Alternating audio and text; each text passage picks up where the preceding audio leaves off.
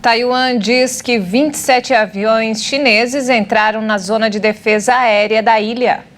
Militares vão ao TSE para a inspeção do código-fonte das urnas eletrônicas. E você vai ver também. Câmara aprova medida provisória que altera regras do auxílio alimentação e regulamenta o teletrabalho. Ministro Queiroga afirma que o Brasil deve receber as primeiras vacinas contra a varíola do macaco e que não há risco da doença virar uma pandemia. Consumo de carne bovina no Brasil cai e já atinge o menor nível em 26 anos. A maior feira para pessoas com deficiência do Brasil apresenta novidades do setor para melhorar a qualidade de vida desse público. Agora, no Jornal das 18h30.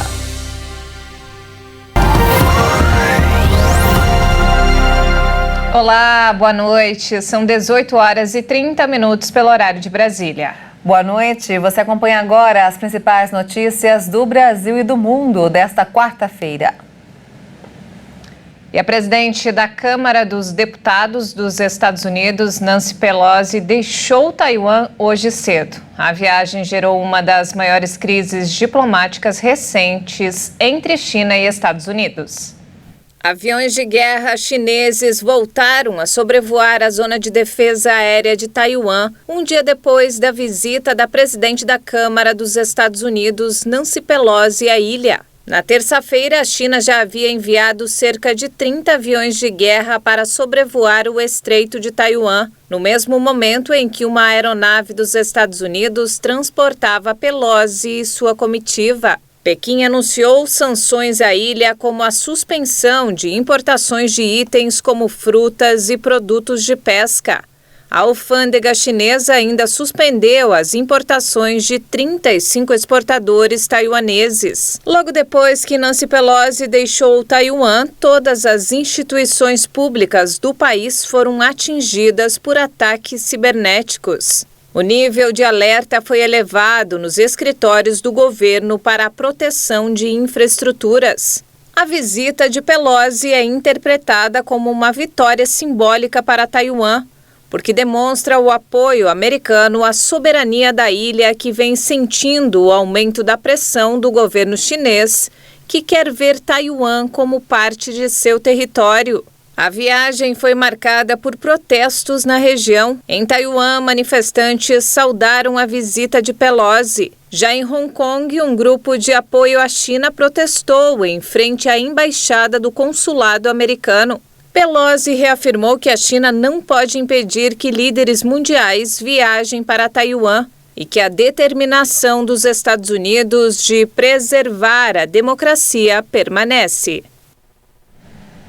Aqui no Brasil, a Câmara dos Deputados aprovou hoje o texto da medida provisória que regulamenta o teletrabalho e altera regras do auxílio alimentação. O documento foi aprovado por 248 votos a favor e 159 contrários. A MP segue agora para o Senado e precisa ser votada até o próximo dia 7, quando perde a validade. Entre outros pontos, a medida provisória considera o teletrabalho ou trabalho remoto aquele que é prestado fora das dependências do empregador, com tecnologias de informação e comunicação e que não se configure trabalho externo. O texto prevê que o regime de teletrabalho se dará por jornada, produção ou tarefa. Contudo, a proposta excluiu a previsão de aplicação da jornada diária de trabalho de até 8 horas, do pagamento de horas extras, pagamento de valor adicional por trabalho noturno, conforme consta na consolidação das leis do trabalho. Os empregados em regime de teletrabalho ficam submetidos às disposições previstas na legislação local e nas convenções e acordos coletivos de trabalho na base territorial onde o empregador contratou o trabalhador. Aprendizes e estagiários também poderão fazer teletrabalho. A MP destaca ainda que o uso de ferramentas, como e-mails, fora do horário de trabalho, não será considerado como sobreaviso e que os empregadores terão que dar prioridade para o regime remoto aos empregados com filhos até 4 anos. Integrantes das Forças Armadas estiveram hoje no Tribunal Superior Eleitoral reunidos com técnicos da Corte para inspecionar o código das urnas eletrônicas, que é o que faz o sistema funcionar. O TSE já havia convidado o Ministério da Defesa em outubro de 2021 para inspecionar o código. E vamos agora ao mercado financeiro. O dólar fechou em leve queda nesta quarta-feira, em dia de instabilidade, à espera da decisão do Banco Central sobre a nova taxa básica de juros brasileira, que deve ser divulgada logo mais. A expectativa do mercado é de nova alta da Selic para 13,75%. A moeda norte-americana caiu 0,02% e encerrou o dia cotada a R$ 5,278 na venda. O Ibovespa, o principal índice da Bolsa de Valores de São Paulo, a B3, fechou em alta hoje. O mercado seguiu à espera da decisão do Banco Central sobre a nova taxa básica de juros aqui no Brasil. O Ibovespa subiu 0,40% e encerrou o dia a 103.775 pontos. O consumo de carne bovina no Brasil caiu e já atingiu o menor nível em 26 anos. A alta de preços influenciou na mudança de hábito. A quantidade de carne bovina consumida no mercado interno brasileiro já é a menor desde 1996, quando começou a série histórica. Segundo a Companhia Nacional de Abastecimento, vinculada ao Ministério da Agricultura, o consumo per capita, que vem baixando nos últimos anos, era de 30 quilos por habitante em 2019, período pré-pandemia de Covid-19, e atingiu menos de 25 quilos neste ano, uma queda de 20%. O maior valor registrado foi de quase 43 quilos por habitante ao ano, em 2006. A disponibilidade do produto no mercado interno é resultado da soma do volume importado com a produção nacional, subtraindo o volume exportado. Apesar de o fenômeno depender muito de fatores globais, o poder de compra dos brasileiros também diminuiu bastante com a alta da inflação. Segundo dados do Índice de Preços ao Consumidor Amplo, em um ano, os cortes de carne bovina com maiores aumentos foram a picanha, a alcatra e outras. Uma outra pesquisa mostrou que das pessoas entrevistadas, 72% deixaram de comprar cortes considerados de primeira e 28% interromperam também as compras de carne de segunda. Além disso, outros tipos de carne também desapareceram da lista de compras. 15% não colocam mais no carrinho carne suína, de frango ou peixe e 26% deixaram de levar para casa carnes processadas como a linguiça e a salsicha. Morreu ontem, aos 82 anos, o missionário Samuel Coutinho, que fazia parte da obra evangelística do missionário R.R. Soares. Ele foi sepultado nesta tarde no Rio de Janeiro. Quem traz mais informações é o nosso repórter Anderson Nascimento. Nós estamos aqui no cemitério do Pechincha, no Rio de Janeiro, numa cerimônia de homenagens e agradecimento ao pastor Samuel Coutinho. Ele é o fundador da Igreja Cruzada do Caminho Eterno, fundada há alguns anos e tem realizado a obra de Deus na vida de tantas pessoas. O pastor Samuel Coutinho, intitulado como apóstolo primaz, iniciou o ministério junto ao missionário R.R. Soares e dedicou a sua vida à pregação do Evangelho. Ele tem alcançado milhares de pessoas através da pregação, mas, infelizmente, há algumas semanas ele foi acometido de uma pneumonia e não resistiu. Samuel Coutinho deixa 2 filhos e 3 netos e um legado de pregações do Evangelho na vida de milhares de pessoas. O missionário Samuel Coutinho foi figura importante para a formação do ministério de R.R. Soares. Falece no dia 2 de agosto de 2022 o missionário Samuel Coutinho, servo de Deus e irmão na fé do missionário R.R. Soares, unidos há anos pelo mesmo propósito: pregar o Evangelho de Jesus. Dia 13 de abril de 75, Deus usou o missionário Cecílio Carvalho Fernandes, esposo da irmã Miriam, que ele já está com Jesus já há alguns anos. E um dia nós também vamos estar lá. E ele nos consagrou, tanto eu como o Coutinho. Foi o início desse trabalho que Deus abençoou para tudo quanto é lado. É isso aí. Já está fora do Brasil e várias partes do mundo. Você viu o pessoal cantando, estou seguindo Jesus Cristo em coreano e tanta quanto é língua aí. russo e francês, inglês e não sei lá mais o que. E eu lembro daquela que você cantava nas nossas viagens. Ele ia dirigindo o Fusquinha e ele é um pouquinho mais comprido que eu, jogava para trás, ia cantando assim, mas já bem cansado. Coutinho, deixa eu pegar o volante, não. Aquele assim, o Evangelho de Jesus te quer ganhar, meu Brasil, meu Brasil. Ele só cantava assim: Evangelho de Jesus te quer salvar, meu Brasil. Tá quase dormindo. Coutinho, você tá dormindo, Coutinho? Deixa eu pegar. Tudo bem, irmão? Um dia eu fui pregar, eu falei de 7 leprosos. Ele falou assim: e os outros 3, tu esqueceu? Nós fomos pregar numa casa de família, convidaram, tinha umas 100 pessoas lá. E o Coutinho empolgado, e Jesus curou os 7 leprosos. Terminou o Coutinho, abre o bolso e procura 3 que você escondeu aí. Olha, minha mãe estava conversando ali, falando dos milagres que aconteciam quando nós começamos. Um dia que ajoelhamos no meio-fio, eu e ele, e disse assim: os missionários nos consagrar, nós vamos para o mundo todo. E Deus confirmou que fomos consagrados e estamos aí. Há 10 anos atrás eu disse lá na Vetronão, estava começando. Hoje o missionário já começou e já explodiu e vai muito mais. Através da unção derramada sobre eles, juntos compartilharam experiências únicas e inesquecíveis. 75 ou 76, eu recebi uma notícia que um primo tinha ficado louco lá no Espírito Santo. Eu cheguei na minha terra, minha tia tinha ido para Cachoeiro do Itapimirim, que o filho estava internado lá. Fomos para lá. A minha tia não, a ele tinha sido levado. Eu falei: a senhora vai com a gente? Vou. Então colocamos no carro. No meio da viagem, o Coutinho levou ela a Jesus. Que coisa bonita. Parei o carro e ela levantando as mãos, aceitando Jesus. Quem passou na estrada não estava se rendendo não ao homem, estava rendendo a Cristo. Peguei lá o enfermeiro-chefe, não tinha médico, assim: olha, não dá para vocês orarem para ele. Nós demos muita droga para ele está numa situação deplorável. Eu falei: não, mas eu queria orar, por favor. Deus me deu um estalo, o pessoal que estava melhor estava comendo, os internos. Eu, pessoal, aí todo mundo acordou assim. Deixa eu falar uma coisa para você, nós somos pastor do Rio, nós viemos orar pro meu primo que tá mal. Vocês podem continuar comendo, não tinha nada a falar disso. Como é que falar uma coisa dessa? Mas foi Deus que usou, que não vão fazer oração e Deus vai libertar ele. Aí fechamos, estamos orando, quando terminou tá todo mundo assim, vários deles assim: por favor, pode fazer oração por mim também? Aí então faz 2 filas aí, fizeram 2 filas, eu punha a mão num e continuou.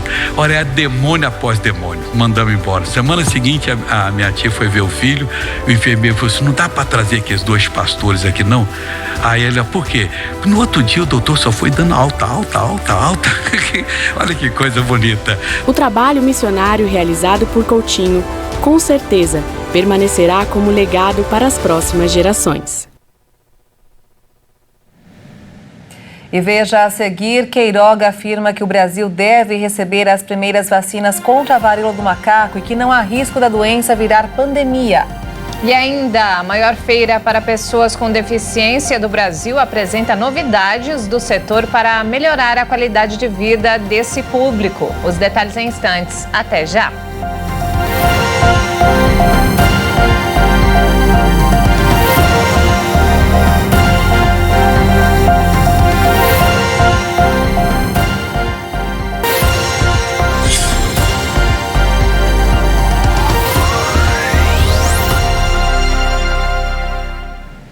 E nós estamos de volta, 18 horas e 46 minutos pelo horário de Brasília. O ministro Marcelo Queiroga afirmou que o Brasil deve receber ainda este mês as primeiras vacinas contra a varíola do macaco. Segundo Queiroga, não há risco da doença virar uma pandemia. No estado de São Paulo, cerca de 5.500 profissionais das áreas da saúde e educação foram capacitados pela prefeitura. A estimativa do Ministério da Saúde é que o primeiro lote do imunizante com 20 mil doses contra a doença chegue no final deste mês e o segundo com mais 30 mil no começo de setembro. As vacinas foram encomendadas em conjunto com a Organização Pan-Americana de Saúde e a Organização Mundial. O governo pretende ampliar ainda de 4 para 27 o número de laboratórios que fazem o diagnóstico da varíola do macaco no Brasil. Os profissionais da saúde que estão atendendo os pacientes com a doença devem receber o imunizante primeiro. A Prefeitura de São Paulo realizou um curso online com profissionais das secretarias municipais da Saúde e da Educação sobre a Monkeypox. A Secretaria Municipal da Saúde disse que ainda não se sabe como a doença se desenvolve no público infantil. A prevenção com o uso de máscaras e distanciamento das pessoas com sintomas como febre e lesões de pele é fundamental. Até o momento, 879 casos da doença foram registrados na capital, 3 deles em crianças. E vamos agora falar de esporte. Quem está aqui com todas as informações é o Leonardo Félix. Boa noite, Léo. Boa noite, Léo. Seja bem-vindo. Boa noite, Maria. Boa noite, Juliana. A todos que nos assistem aqui na HIT. A UEFA anunciou nesta quarta-feira que a nova tecnologia do impedimento semiautomático vai ser usada pela primeira vez pela entidade na Supercopa da Europa. A Confederação Europeia de Futebol vai adotar essa ferramenta na fase de grupos da Liga dos Campeões 2022-2023. De acordo com a Confederação Europeia, o sistema vai contar com câmeras especializadas que conseguem monitorar até 29 pontos diferentes do corpo de cada jogador. Ao todo, 188 testes foram realizados desde 2020, incluindo todas as partidas da Champions League na temporada passada, o mata-mata do mesmo torneio no futebol feminino e a última Eurocopa para as mulheres. Segundo a UEFA, o novo sistema vai permitir às equipes de VAR determinar situações de impedimento rapidamente, com mais precisão, aumentando a fluidez do jogo e a consistência das decisões. A ferramenta inovadora está pronta para ser usada em jogos oficiais e implementada em cada estádio da Champions League, acrescentou a entidade. O jogo de estreia da tecnologia será a decisão da Supercopa da Europa de 2022, marcada para 10 de agosto, entre Real Madrid e Eintracht Frankfurt, na Finlândia. A Confederação Europeia de Futebol seguiu o mesmo caminho da FIFA, que anunciou no início de julho o uso da tecnologia do impedimento semiautomático na Copa do Mundo de 2022. E daqui a pouco tem jogão. Atlético Mineiro e Palmeiras começam a decidir nesta quarta-feira, às 9h30 da noite, no Mineirão, uma vaga para as semifinais da Copa Libertadores da América. O Atlético vem caindo de produção na temporada. Além da eliminação ainda nas oitavas de final da Copa do Brasil para o Flamengo, são 2 derrotas seguidas no Brasileirão e a saída do G6, 10 pontos atrás do líder Palmeiras. Com isso, a Libertadores virou prioridade para o Galo. O técnico Cuca terá desfalques importantes logo mais. O lateral Guilherme Arana está fora por problemas musculares e o volante Alan cumpre suspensão. Pelo lado do Palmeiras, a fase é excelente na Libertadores. São 8 vitórias em 8 jogos, a melhor campanha da competição, além de defender uma sequência invicta de 18 jogos fora de casa. Mas o Verdão nunca venceu o Atlético Mineiro atuando no Mineirão pela Liberta. Foram 3 jogos, 2 derrotas e um empate. Mas o estádio de Belo Horizonte foi palco de 2 classificações palmeirenses nos confrontos. O desfalque alviverde confirmado é o atacante Rony, com uma lesão na coxa. O atacante argentino Lopes deve ser mantido ao lado de Scarpa e Dudu. É isso aí, eu fico por aqui. Até a próxima quarta-feira, Juliana, Maria, todos que nos assistem aqui na HIT. Ótima noite para você, Léo. Obrigada, Léo. Até a próxima quarta-feira, então. Até, boa noite. Boa noite. E olha só, a maior feira para pessoas com deficiência do Brasil aconteceu em São Paulo neste último fim de semana. É isso mesmo, e o evento apresentou novidades do setor para melhorar a qualidade de vida desse público. A Caiu, como gosta de ser chamada, tem dificuldades de locomoção. Bom, eu tô aqui nessa cadeira porque eu tenho esclerose múltipla e eu fui diagnosticada há 5 anos e aí... Nesse processo de descoberta da doença, eu acabei tendo essa hemiparesia, então meu lado esquerdo não funciona por completo e hoje eu ando com apoio de andador.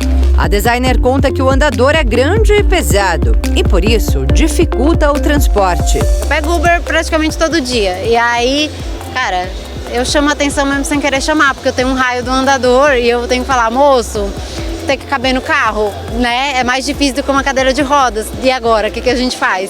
Mas é com esse sorrisão no rosto que ela busca maneiras de melhorar a mobilidade. E nesta feira realizada em São Paulo, ela encontrou opções bem interessantes. A Mobility Show é a maior feira para pessoas com deficiência do Brasil, com inovações que proporcionam melhor qualidade de vida para esse público. A gente tem 46 milhões de brasileiros com algum tipo de deficiência no Brasil. Não é só deficiência física, né? A gente fala em mobilidade, mas é mobilidade no geral. É deficiência física, auditiva, intelectual, visual, múltipla. E o desenho universal traz a mobilidade para a pessoa, né? Então não é só para a pessoa com deficiência. A mobilidade serve para a mulher grávida, para o obeso, para o idoso. Esta cadeira motorizada dobrável seria uma excelente opção para a Caio, que precisa de algo mais compacto e leve na hora de sair de casa. Ela pesa apenas 29 quilos e cabe perfeitamente em qualquer porta-malas. O diferencial dela é que ela abre e fecha automaticamente. As cadeiras que a gente tem concorrente nossa, ela fecha, né? Só que manualmente. A nossa cadeira ela tem um controle remoto que a gente consegue fechar e abrir automaticamente e também conduzir a cadeira através do controle remoto. Essa era uma tecnologia que a gente não tinha aqui no Brasil, é isso? Não, a gente não tinha. A gente tem outros modelos similares, porém não tem um controle remoto e não tem essa condução através do controle remoto, somente através do joystick, né? E olha esse carro adaptado para cadeirantes. É o primeiro veículo acessível desse porte na América Latina. A gente não pensou somente em criar um espaço para colocar a pessoa sentada na cadeira de rodas, como foi feito até então. A gente pensou em criar um ambiente mais próximo possível do ambiente da primeira fileira do veículo, onde a pessoa tem melhor temperatura, visão, conforto, e a gente conseguiu com esse novo projeto.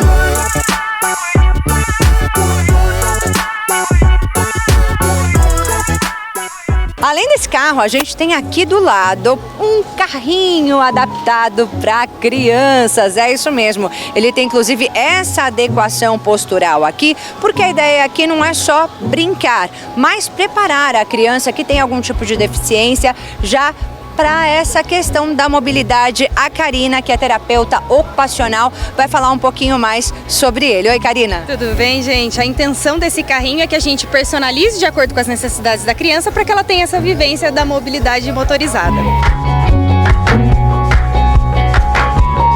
Esta outra empresa faz adaptação de triciclos, conforme a necessidade do cliente. Aquele triciclo menor, tá, é produzido pela gente. A gente compra um scooter da Honda, um Honda Elite 125, e a gente tem uma motorização de transformação e transforma ele no triciclo, que atende a categoria de idosos, de pessoas com pouca mobilidade, falta de equilíbrio, o cadeirante, pessoas com amputação, consegue habilitar com esse tipo de triciclo. Mas antes de ter um veículo adaptado, é preciso ter uma habilitação especial. Já habilitamos casos muito severos de pessoas dirigindo só com os pés, tetra-amputados. Depois de habilitada, a pessoa com deficiência compra o veículo com isenção de impostos, como IPI e ICMS, o que torna o automóvel até 25% mais barato. E aí o médico do Detran que vai designar qual tipo de carro e veículo a pessoa com deficiência física vai dirigir. O carro adaptado também fica isento de IPVA e do rodízio municipal de veículos existente em algumas cidades. Os mesmos benefícios valem para a pessoa com deficiência que não quer ou não pode dirigir, mas pretende nomear um condutor. Esse poderia ser o caso da Caio, que até agora tinha receio de dirigir. Mas aqui começou a mudar de ideia. Sim, total. É só adaptar. Tudo é adaptação. Tá tudo certo, tipo, a gente usa o que precisar usar. Muito bacana, hein? A tecnologia em prol de quem realmente precisa. Sim, com certeza. O sorrisão dela fala tudo, né? Com certeza. E o Jornal das 18h30 fica por aqui. Você acompanha outras informações durante a nossa programação. Muito obrigada pela companhia e uma ótima noite para você. Até mais.